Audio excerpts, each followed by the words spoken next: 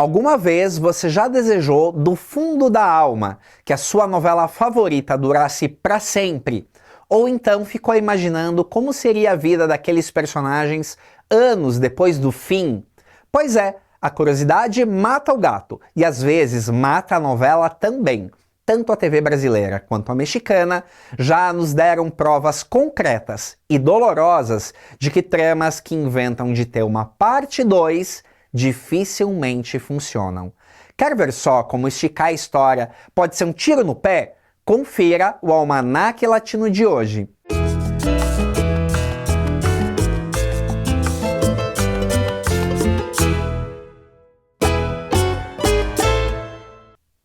Olá, meu nome é Thiago Fernandes e esse é o Almanaque Latino, o canal onde novela mexicana é levada a sério. Se você também acha que continuação é só um nome bonito para falta de criatividade, que tal deixar seu like, seu comentário e a sua inscrição? E não esquece, quando você clica no sininho, o YouTube te avisa sempre que um novo conteúdo sai do forno. Assim você não perde nada e ainda ajuda a nossa comunidade noveleira a dominar o mundo. Olha só que coincidência curiosa. Neste exato momento, tanto o Brasil quanto o México decidiram apostar na mesma estratégia duvidosa, apresentar novelas que são sequências diretas de sucessos do passado. Mas para e pensa comigo, será que essas produções trazem algum frescor real ou são apenas uma tentativa desesperada de requentar fórmulas que já deram o que tinham que dar? Vamos começar por aqui. A novela das 6 da Globo, Eta Mundo Melhor, chega com a responsabilidade de continuar Eta Mundo Bom, aquele sucesso estrondoso do Valcir Carrasco em 2016. Eu admito que por mais que a primeira parte tenha explodido nos índices de audiência, a decisão me causou uma estranheza. A Globo nunca foi muito adepta dessa política de sequências, salvo exceções muito específicas, como Verdades Secretas, que tinha uma lógica de ser um produto para o streaming feita para chamar a atenção no catálogo do Globoplay. Mas trazer isso para a TV aberta? A conclusão parcial é a seguinte: a novela está no ar, entrega números dignos, mas a crítica especializada torce o nariz. A sensação é de déjà vu. A trama basicamente recicla os mesmíssimos elementos que funcionaram anos atrás sem tirar nem pôr.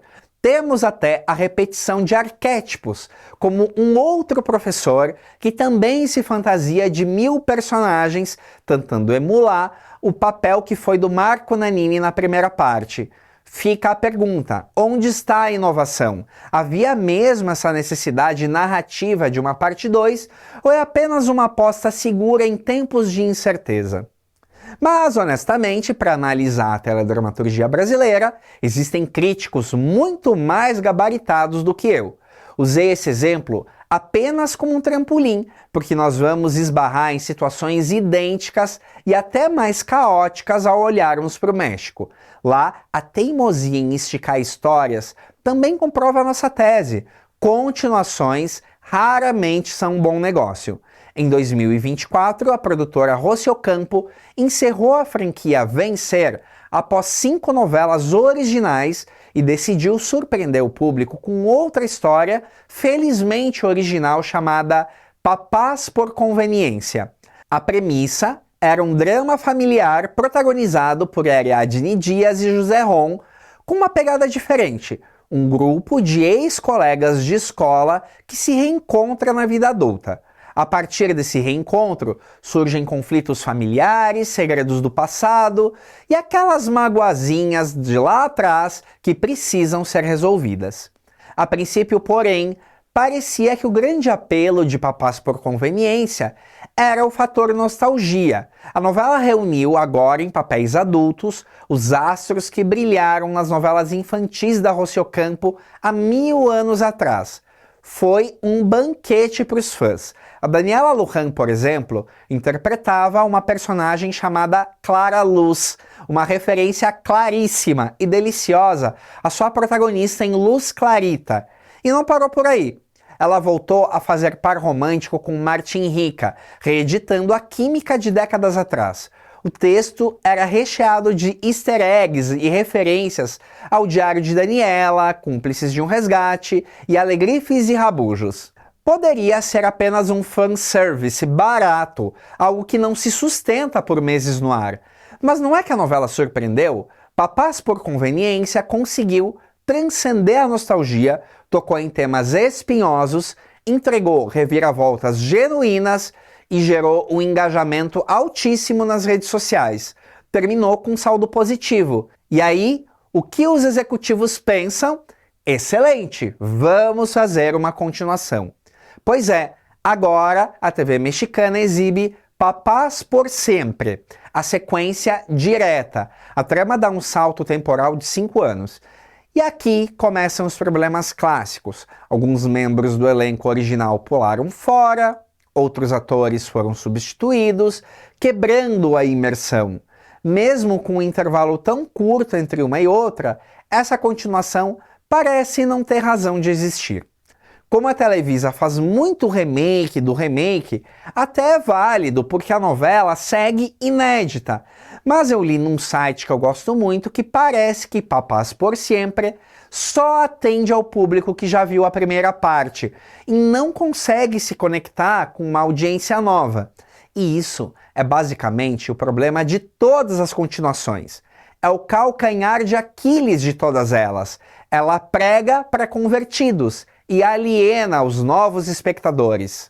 Mas o auge desse problema teve início quando a Televisa inventou que queria ser a Netflix. Eles entraram de cabeça na pegada de querer produzir novelas com elementos que vinham das séries.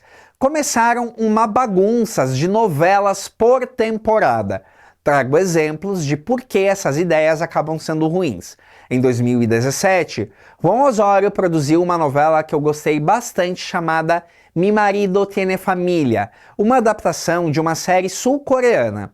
E digo que foi bem feita, porque adaptar um enredo oriental para a linguagem latina é um campo minado, mas eles conseguiram traduzir o espírito da obra, criando um enredo de fácil identificação e muito calor humano. A história girava em torno de Julieta e Robert, interpretados por Zúria Vega e Daniel Arenas, um casal moderno que aluga um apartamento num sobrado que pertence à família Córcega. A ironia do destino é cruel e divertida. O Robert, adotado por americanos, descobre que é justamente o filho perdido que aquela família barulhenta procurava há anos. De repente, a privacidade do casal é invadida por sogros, tios e irmãs espaçosos. Era uma novela simples, simpática e redondinha. Mas a ousadia do produtor falou mais alto.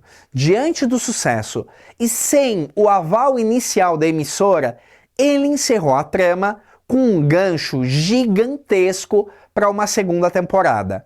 Ele insistiu tanto que o projeto saiu do papel no ano seguinte.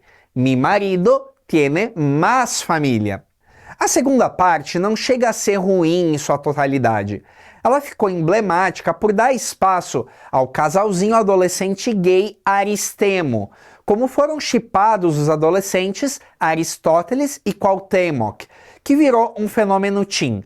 Mas a estrutura da novela desmoronou nos bastidores. O problema de fazer temporadas com atores de novelas é a agenda. Os protagonistas, Zúria Vega e Daniel Arenas, já tinham outros compromissos. Resultados, eles participam de metade da sequência, somem e só voltam para dar um tchauzinho nos últimos capítulos.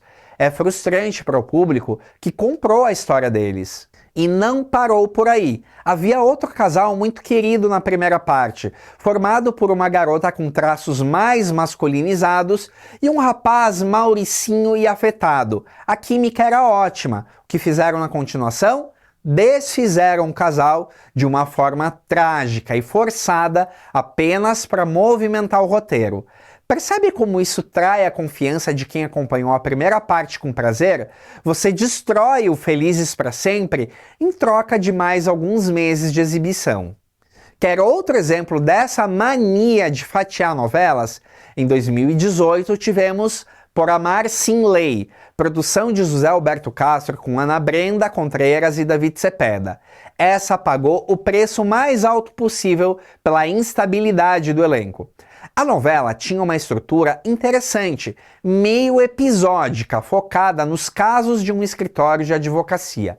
Mas o coração da trama era a advogada Alejandra, cujo noivo foi preso no altar, acusado de assassinato. Nesse turbilhão, ela vai trabalhar em um novo escritório e se envolve com o Ricardo, seu colega. Fim da primeira temporada, muitos fios soltos. Vem a segunda parte em 2019. O problema? A Ana Brenda já estava com a cabeça em Hollywood, focada em outros projetos. Ela acertou uma participação relâmpago apenas nas primeiras semanas. E aí, meus amigos, vem o spoiler doloroso. Para justificar a saída da atriz, mataram a protagonista. Imaginem a decepção geral. A segunda temporada termina sem a heroína e sem aquela sensação de conclusão final, de dever cumprido. Para piorar a confusão, no final de 2019, o mesmo produtor lançou Médicos, Linha de Vida, agora tentando emular Grey's Anatomy com Lívia Brito e Daniel Arenas. Era o Por Amar Sem Lei, sem ser com advogados, mas com os profissionais da medicina. Ao final dessa primeira temporada, inventaram um crossover com Por Amar Sem Lei. É quando os personagens de uma história se mesclam com os de outra. E o clímax foi chocante. Deram a entender que a Alejandra, a advogada que tinha morrido, na verdade estava viva e em coma naquele hospital. Mas sente o drama e a desorganização. Além de você ser obrigado a assistir uma novela fatiada, ainda precisa caçar acontecimentos cruciais dentro de uma outra novela, que talvez você nem goste. E o pior de tudo, o projeto morreu na praia. Nem Médicos, nem a continuação de Por Amar Sem Lei fizeram sucesso suficiente para justificar uma terceira parte. Estamos caminhando para 2026 e a história da pobre Alejandra provavelmente ficará eternamente no limbo, sem conclusão. É ou não é uma falta de respeito com o telespectador? José Alberto Castro, por alguma razão, achava que estava acertando e resolveu mexer numa nova parte da novela Corona de Lágrimas, que aqui no Brasil foi batizada como Lágrimas de Amor e foi exibida pelo SBT em 2016. A produção original é de 2012 e foi protagonizada por Vitória Rufo vivendo Refúgio, que aqui no Brasil foi Regina, uma mãe abnegada e devotada pelos filhos que aprontaram umas dores de cabeça para ela.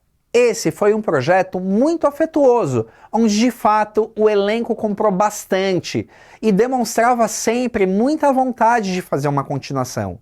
Talvez por isso tiraram do papel em 2022, 10 anos depois.